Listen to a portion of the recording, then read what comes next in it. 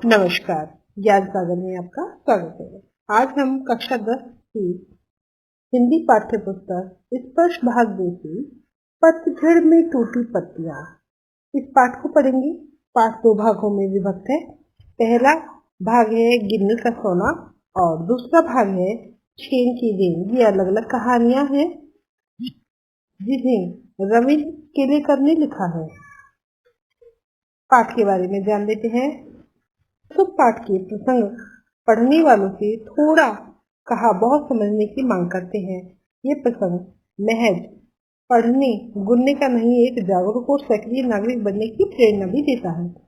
पहला प्रसंग गिन्नी का सोना जीवन में अपने लिए सुख साधन जुटाने वालों से नहीं बल्कि उन लोगों से परिचित कराता है जो इस जगत को जीने और रहने योग्य बनाए हुए हैं। दूसरा प्रसंग है छेन की गेंद। बौद्ध दर्शन में वर्णित ध्यान की उस पद्धति की याद दिलाता है जिसके कारण जापान के लोग आज भी अपनी व्यस्तम दिनचर्या के बीच कुछ चैन भरे पल पा जाते हैं। चलिए पाठ शुरू करते हैं। पतझड़ में टूटी पत्तियां। गिन्नी का सोना।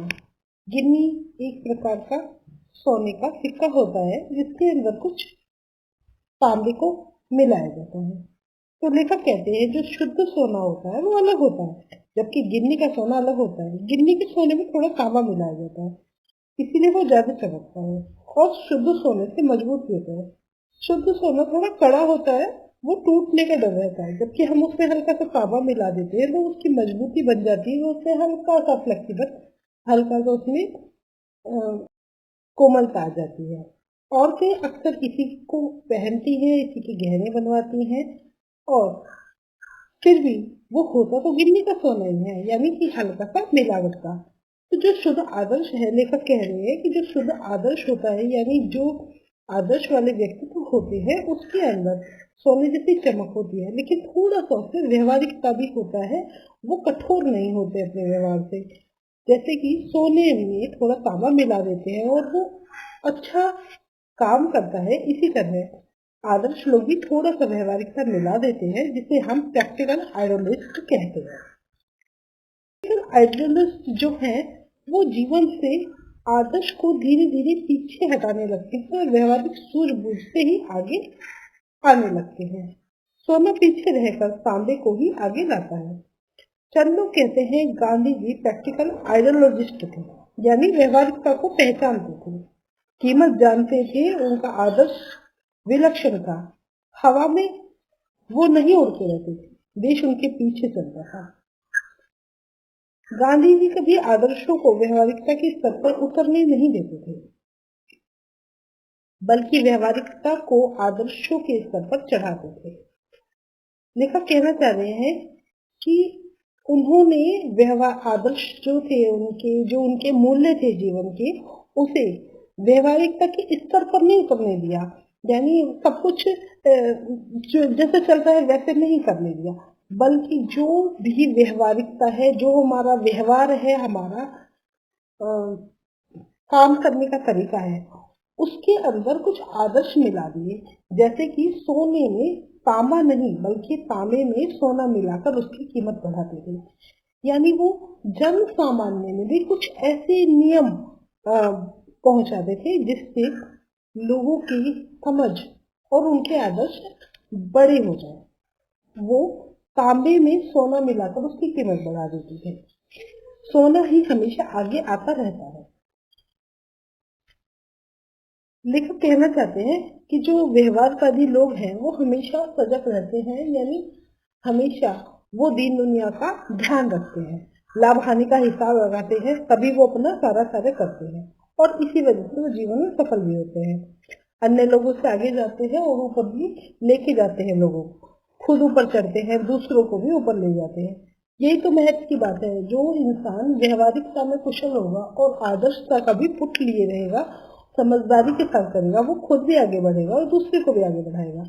ये काम हमेशा आदर्श लोग ही करते हैं। समाज में अगर शाश्वत मूल्य जैसा कुछ है, शाश्वत मूल्य जो मूल्य हमेशा के लिए हर किसी के लिए सही होते हैं, यानी जो बात एक के लिए सही है वो हर तरफ सही है, ऐसे शासक मूल्य जो कुछ भी है वो आदर्श लोगों के द्वारा ही दिए हुए हैं। व्यवहारिक लोग तो समाज को गिराते हैं, यानी बिना आदर्श लिए सिर्फ व्यवहारिकता को रखने से समाज गिरता है, पतन होता है। लेकिन अगर आदर्शता में व्यवहारिकता को मिला दिया जाता है तो वो समाज आगे बढ़ता है। दूसरी कहानी जो लेखक ने हमें बताई है वो है जापान की। जापान में लेखक एक मित्र से पूछते हैं कि यहाँ पर कौन सी बीमारियां अधिक होती हैं। तो वो कहते हैं कि यहाँ पे मनोरोग ज्यादा, यानी मन से संबंधित जो बीमारियां होती हैं, शारीरिक बीमारियां नहीं, मानसिक बीमारियां अधिक होती हैं। और वो क्यों होती हैं? क्योंकि यहाँ पर जो लोग हैं उनके जीवन की रफ्तार बहुत ज्यादा बढ़ गई है। कोई चलता नहीं है, चलना नहीं चाहते, दौड़ना चाहते हैं। उनके जो मस्तिष्क है वो बहुत तेज दौड़ रहे हैं, वो हर काम बहुत जल्दी कर लेना चाहते हैं। चलना नहीं चाहते, दौड़ना चाहते हैं, बोलना नहीं चाहते, बकते रहना चाहते हैं, बकते रहते हैं। और जब हम अकेले पढ़ते हैं तो लगातार बड़बड़ाते रहते हैं, यानी वो आपस में अपने आप से ही बातें करते हैं। उनके दिमाग में उनके जो मस्तिष्क है वो बहुत तेज चलते हैं, वो हर चीज को जल्दी कर लेना चाहते हैं। और उन्होंने अपना प्रतिस्पर्धा यानी कि अपनी कंपटीशन प्रतियोगिता वो अमेरिका से कर ली है। 1 महीने में काम जो पूरा होना है उसे वो 1 दिन में करने की कोशिश करते हैं। दिमाग की रफ्तार तेज करते रहते हैं और इसी स्पीड का जो इंजन है वो 1000 गुना दौड़ने लगता है। इस समय फिर एक ऐसा क्षण आता है कि दिमाग का तनाव बढ़ जाता है और इंजन टूट जाता है। जैसे हम कोई भी मशीन चलाते हैं और मशीन को लगातार बहुत देर तक चलाते हैं तो वो गर्म हो जाती है। ऐसे ही जब हम दिमाग से ज्यादा काम लेते हैं और अच्छी नींद नहीं लेते हैं, आराम नहीं करते हैं, तो क्या होता है कि एक दिन तनाव बहुत ज्यादा बढ़ जाता है और वो तनाव बढ़ जाता है तो इंजन की तरह वो टूट जाता है, यानी कि रोग पैदा हो जाते हैं, मानसिक रोग पैदा हो जाते हैं। तो शाम को लेखक एक टी सेरेमनी में गए अपने दोस्त के साथ। वो टी सेरेमनी एक अलग ही तरीके की व्यवहार था उनका, जो चाय पीने की एक विधि है। जापानी में इस विधि को चा नो यू कहते हैं। चा नो यू एक विधि के लिए लेखक जाते हैं अपने दोस्त के साथ जापान में। वह 6 मंजिली इमारत थी जहां पर वो गए। 6ठी मंजिल पर वो गए और वहां पर जो छत थी वो दस्ती की दीवारों वाली थी, अर्थात जो गत्ते होते हैं उससे संबंधित वो दीवार थी। और तातामाई, जो कि हम यहाँ चटाई कहते हैं, ऐसे चटाई वाली वो जमीन थी जिस पर सुंदर एक पर्णकुटी थी, पर्णकुटी कह सकते हैं आप, एक हट टाइप, एक झोपड़ी की तरह से बनी हुई बैठने की जगह। बाहर बेढंग सा मिट्टी का बर्तन था, पानी भरा हुआ था उसमें और हाथ पांव धोने के लिए वो रखा गया था। तौलिए से हाथ पहुंचे गए, पैर पहुंचे गए और वो लोग अंदर आ गए।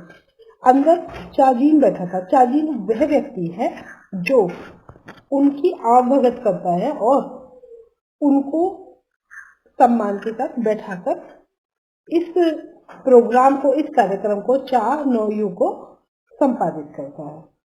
तो वो लोग अंदर आए, चाजीन बैठा हुआ था।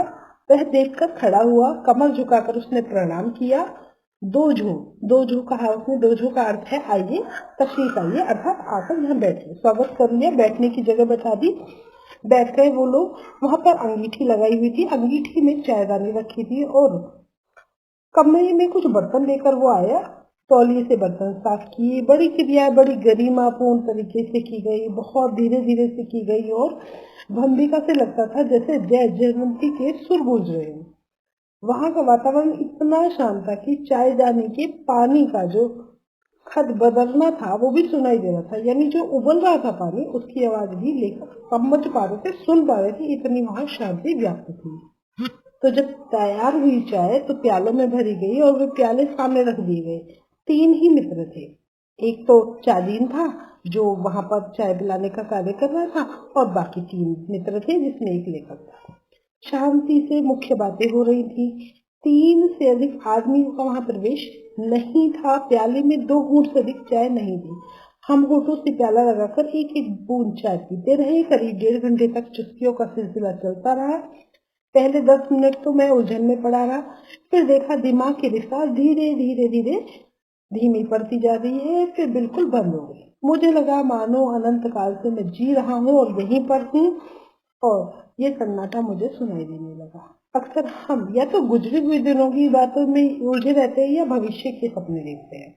लेखक कहते हैं, ना हम भूतकाल में थे और ना भविष्य काल में थे, हम सिर्फ और वर्तमान में थे, और दोनों काल मिथ्या है। जो जा चुका है उससे अब हमारा कुछ लेना देना नहीं, जो आएगा जिसका हमको पता नहीं।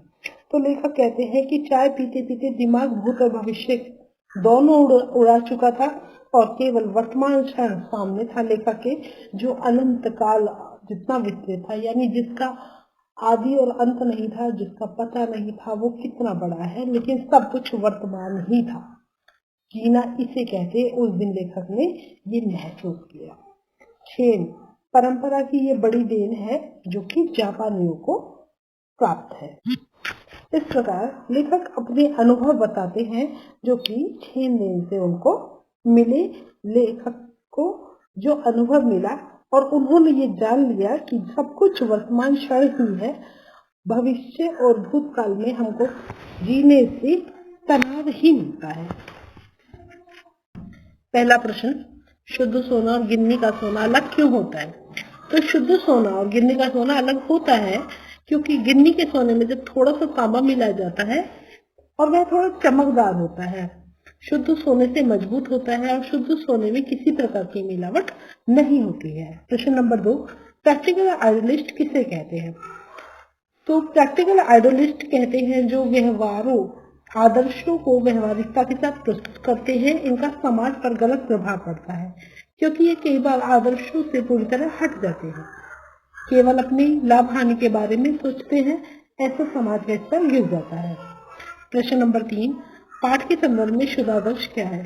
पाठ के संदर्भ में शुद्ध आदर्श वे हैं जिनमें व्यवहारिकता का कोई स्थान नहीं होता, केवल शुद्ध आदर्शों को महत्व दिया जाता है। शुद्ध सोने में तांबे का मिश्रण व्यवहारिकता है, इसके विपरीत शुद्ध सोना शुद्ध आदर्श है। प्रश्न नंबर 4, लेखक ने जापानियों के दिमाग में स्पीड का ईंधन लगाने की बात क्यों कही? लेखक ने वहां जाके ये समझा कि दिमाग में स्पीड का ईंधन लगाने से दूसरों के साथ जो प्रतिस्पर्धा प्रतियोगिता स्वभाव होता है वो उभर जाता है, वो उत्पन्न हो जाता है। जापान के लोग पूरी तरह से प्रतिस्पर्धा में फंसे हुए हैं। वो अपनी उन्नति करके अमेरिका से भी आगे निकल जाना चाहते हैं। मस्तिष्क हमेशा तनावपूर्ण रहता है जिसके कारण उन्हें मानसिक रोग हो रहे हैं। स्पीड का ईंधन लगाने की बात इसलिए कही गई है कि तीव्र गति से प्रगति करना चाहते हैं। प्रश्न नंबर 5, जापानियों में चाय पीने की विधि को क्या कहते हैं?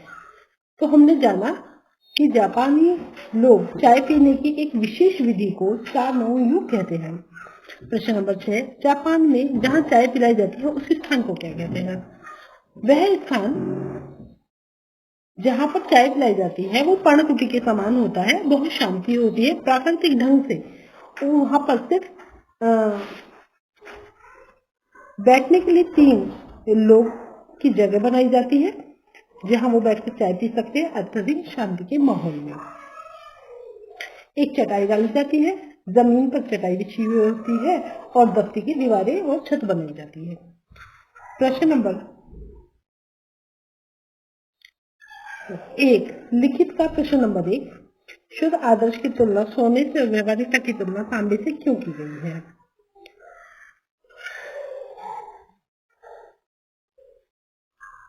तो जीवन में आदर्शता का ही महत्व है। व्यवहारिकता को भी आदर्श के साथ मिला दिया जाए तो व्यवहारिकता की सार्थकता है। समाज के पास जो आदर्श रूपी शाश्वत मूल्य हैं वे आदर्शवादी लोगों की ही देन है। व्यवहारिकता तो हमेशा लाभ हानि को देखती है। प्रश्न नंबर 2, चार्जिन ने कौन सी क्रियाएं गरिमापूर्ण ढंग से पूरी की? तो चार्जिन ने टी सेरेमनी की जुड़ी सभी क्रियाएं गरिमापूर्ण ढंग से पूरी की। अतिथियों का उठकर स्वागत किया, सर झुकाकर स्वागत किया और आराम से अंगीठी सुलगाई, चायदानी रखी। दूसरे कमरे से बर्तन लाकर तौली से पूछा, चाय के बर्तनों में डालने की सभी क्रिया गरिमापूर्ण ढंग से की गई। प्रश्न नंबर 3, टी सेरेमनी में कितने आदमियों को प्रवेश दिया जाता है और क्यों? टी सेरेमनी में केवल 3 व्यक्तियों को प्रवेश दिया जाता है ताकि शांति बनी रहे और मानसिक सुकून का ताकि शांति बनी रहे हो जाए। प्रश्न नंबर 4, चाय पीने के बाद लेखक ने स्वयं में क्या परिवर्तन महसूस किया? चाय पीने के बाद लेखक ने महसूस किया कि उसके दिमाग में भूतकाल और भविष्य की कोई योजना और कोई स्मृति नहीं थी और वह सिर्फ वर्तमान काल को अनंत काल विस्तृत तरीके से महसूस कर रहा था और वह उसी पल में जीना संभव कर रहा था और यही जीवन की सच्चाई को उसने महसूस किया। प्रश्न नंबर में आपको पाठ की एक्सप्लेनेशन और क्वेश्चन आंसर समझ आए होंगे। वीडियो पसंद आई हो तो लाइक कीजिए, दोस्तों के साथ शेयर कीजिए और चैनल पर नए हैं तो उसे सब्सक्राइब कीजिए। मिलते हैं अगली वीडियो में। आज के लिए इतना ही। बने रहिए ज्ञान सागर के साथ। धन्यवाद।